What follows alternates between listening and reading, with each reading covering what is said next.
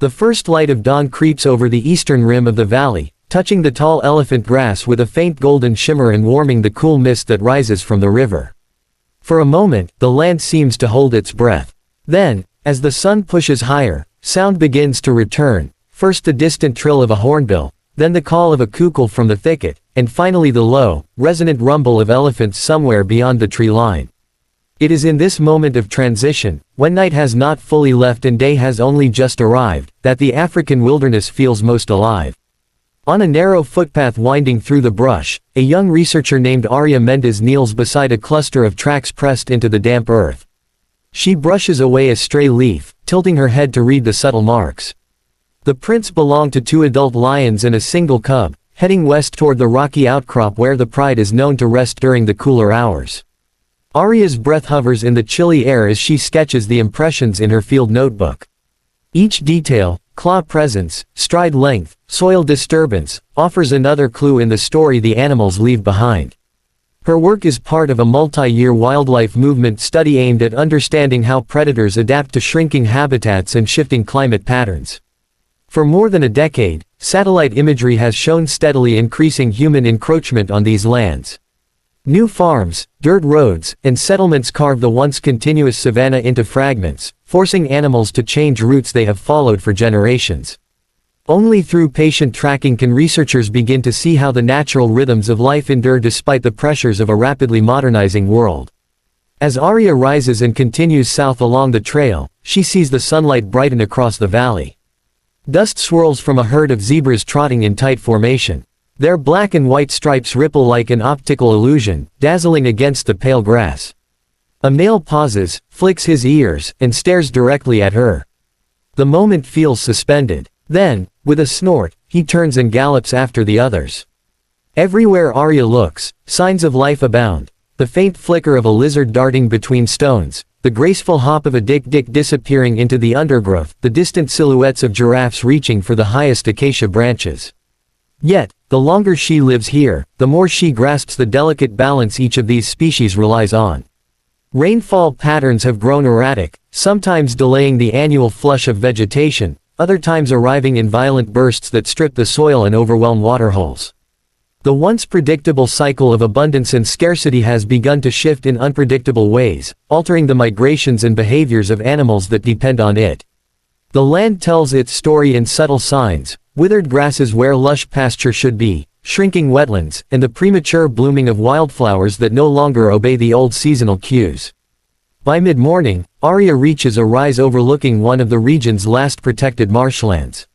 From here, she can see an array of birds weaving above the reeds: egrets, herons, and African spoonbills swooping and circling in their elegant aerial dance.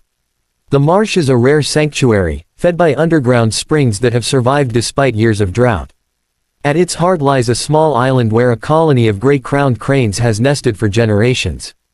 These cranes are among Africa's most iconic birds, their golden plumes catching the sunlight like fiery halos.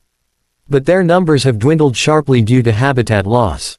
Aria watches a pair move through the tall grass with slow, purposeful steps, their heads bobbing gracefully. The male performs a short, bouncing dance, a courtship ritual as ancient as the land itself. She finds herself smiling. Even in a world increasingly dominated by human activity, these birds continue to dance, oblivious to the boundaries humans draw on maps. They remind her that nature persists in ways both fragile and resilient. A rustle behind her snaps her attention back to the present. She turns and sees one of the local Maasai guardians approaching.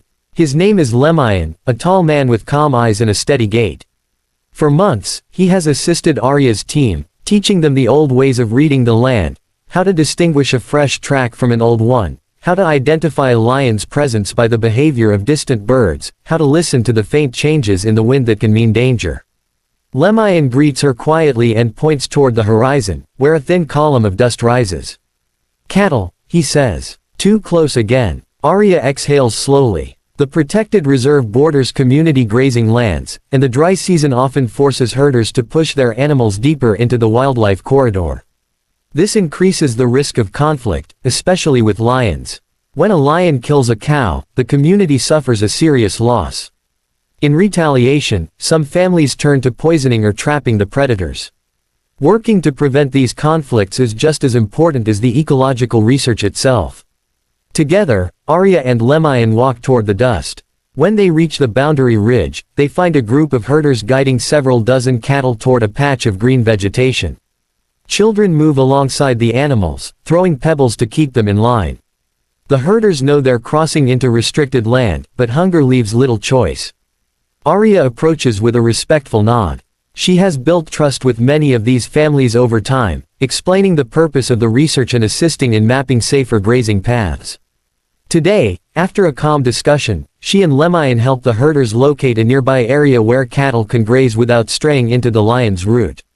Before leaving, she hands out laminated maps showing the latest lion movement data collected from GPS collars. The herders thank her, and one of the children offers her a bright red bead bracelet he has woven.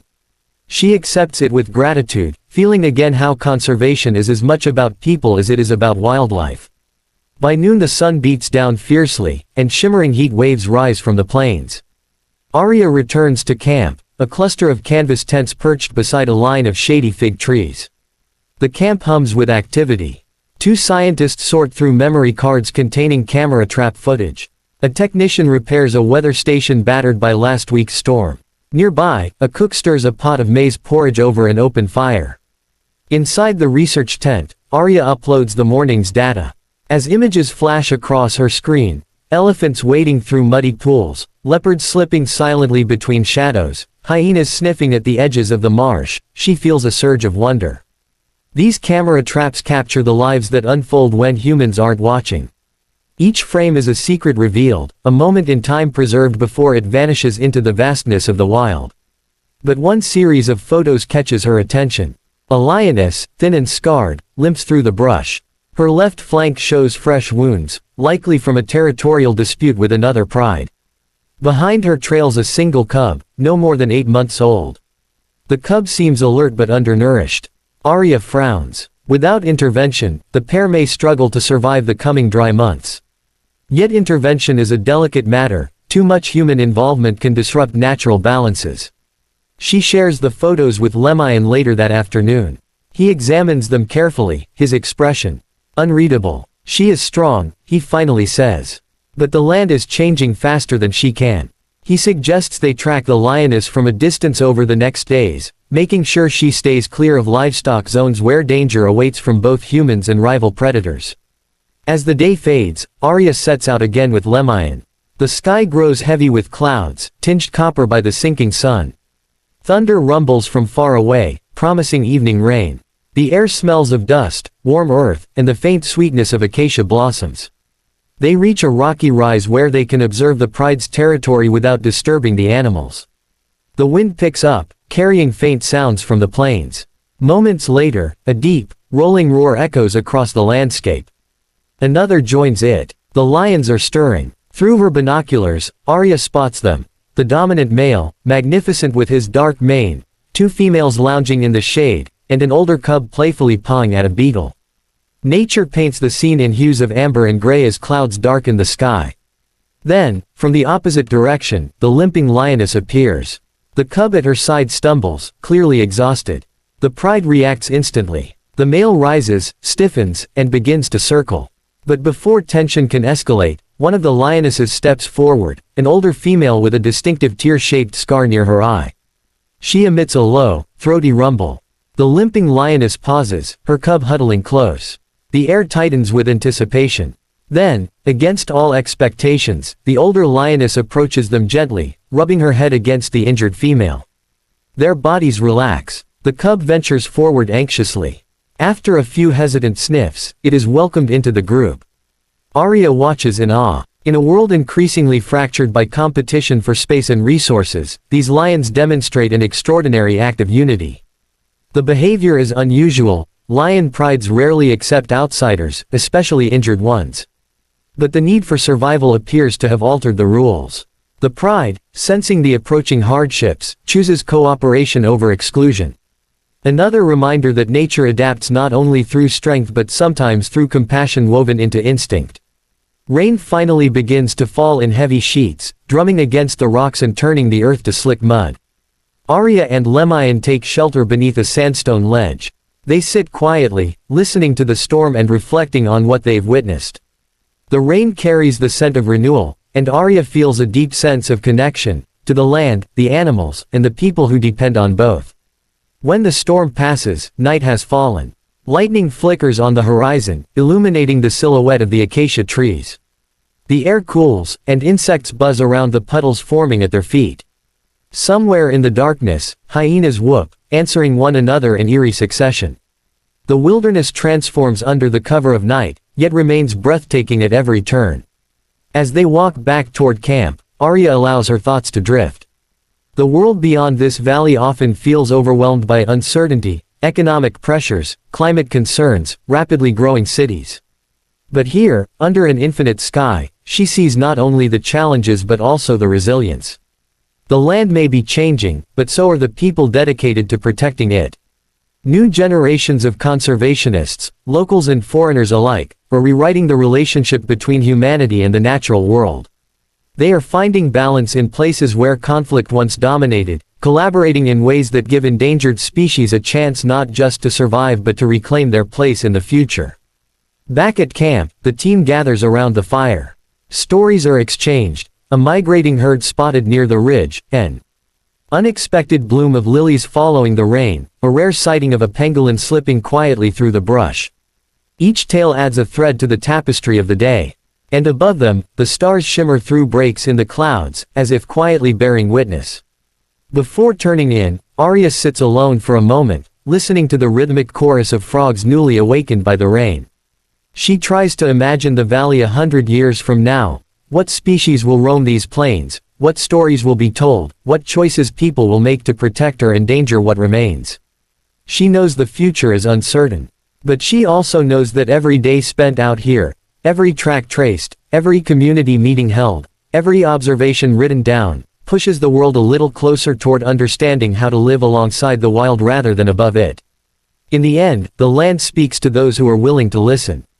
It speaks through the steady beat of hooves across the plains, through the urgent calls of birds heralding the shifting winds, through the whisper of grass bent beneath the feet of passing lions. It speaks in cycles of renewal and loss, in silence and in thunder, in the stories imprinted in the soil. And on this night, beneath the vast African sky, Aria feels honored to be one of its listeners, preserving its stories not only for science but for every future soul who may stand here and wonder how the wild endured.